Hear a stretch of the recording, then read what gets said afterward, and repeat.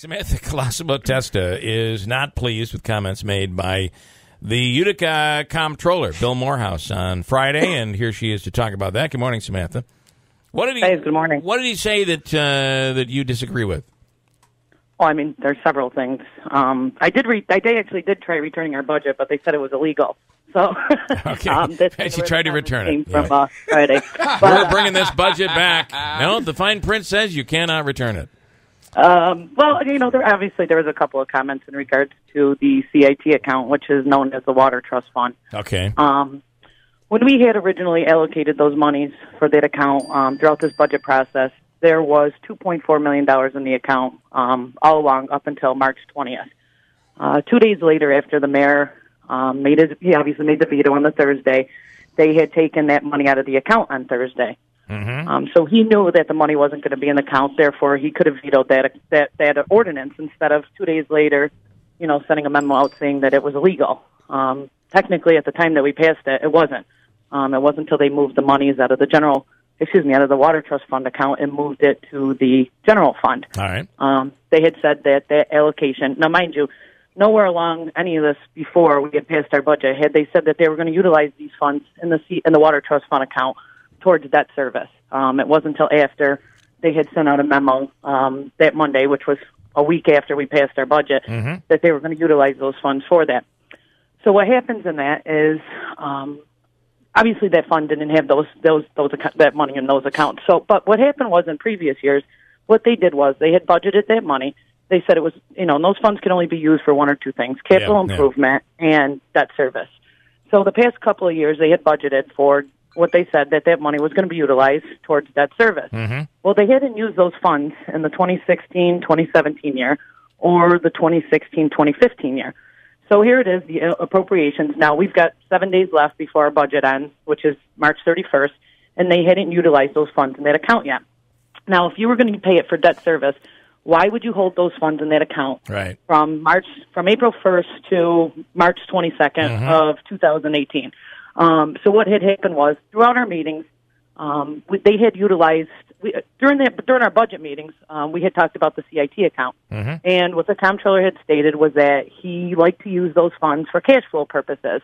He said those are monies in the account that in case, you know, they run out of cash flow, obviously cash, they can use those funds for that. Understood. So what I believe happened was when they realized that we had enough support to pass that ordinance, they ended up moving those monies to the general fund. Because there was never an appropriation for debt service out of those accounts. As I checked Munis a couple of days ago. So what they did was basically tie up those funds so that we couldn't use them. So never, you know, our intent and purposes was obviously for the paving plan. Right. A couple of other things. So, like I said, they made it illegal by moving those monies to the general fund because there had never been a debt service payment made. Okay, so they kind of, would you say...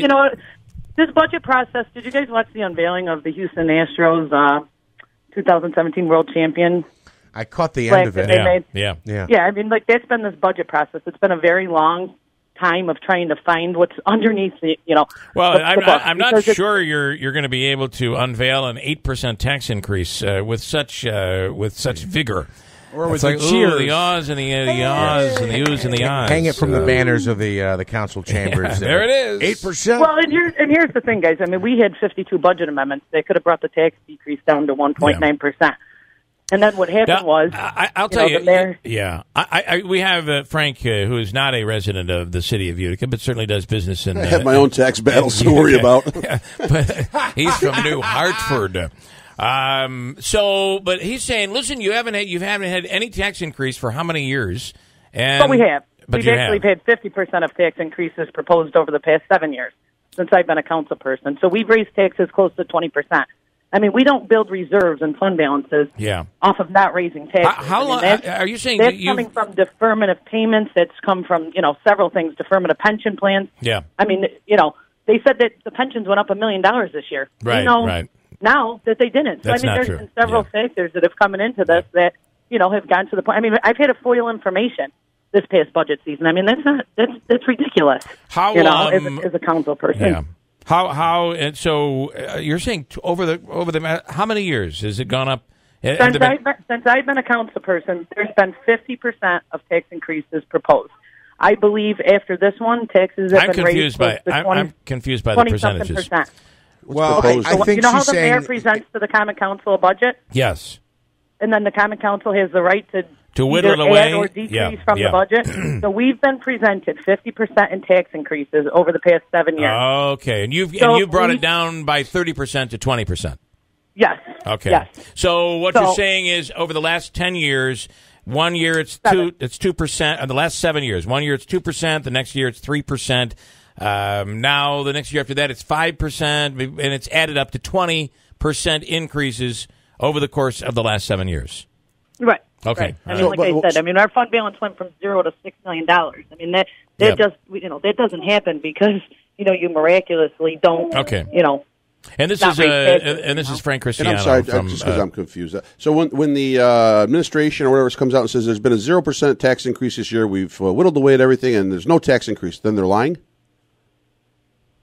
Well, no, Frank, I don't know what you mean. I don't think that there has been a 0%. There's been a 0, but there's never been anything where they. Yeah, I think it was the last 2015, 2016 was 0. I think he presented it was a 0. Okay, but 2017, what was the increase last year? But that was also the same year that we had a $1.5 million surplus. Right. I mean, so again, how do you make an announcement that you're a 0% tax increase and then have $1 million extra in your surplus? End of the day is there's no way you can take it back, just like furniture, and you're looking at a 7 point. What's the percentage that you guys are looking at right now? I believe that it's like 6.78%. About a 7% tax increase for Utica residents. So, all right, and that's again getting back to the point where obviously the mayor had the right to veto those funds in that account on Thursday, and he knew that if we had the support of not overriding the money in the fund balance, that we could have possibly stayed at 5% where we were when we passed the budget originally. And I'll ask you the same question I asked Morehouse. Don't you the whole paving project? How much do you think that plays a role in having to increase taxes? They actually